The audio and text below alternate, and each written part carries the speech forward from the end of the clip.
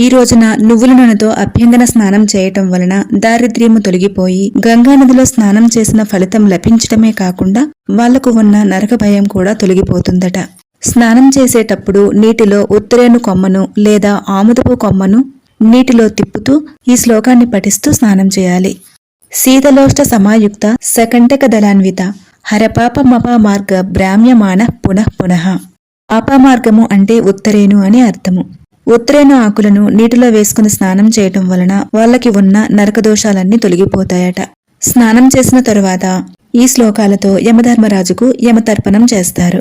యమాయ ధర్మరాజాయ మృత్యువే అంతకాయ చ వైవస్వతాయ కాలాయ సర్వభూత క్షయాయ చ ఔదుంబరాయ దధ్యాయ నీలాయ పరమేష్టినే వృకోదరాయ చిత్రాయ చిత్రగుప్తాయ తే నమః.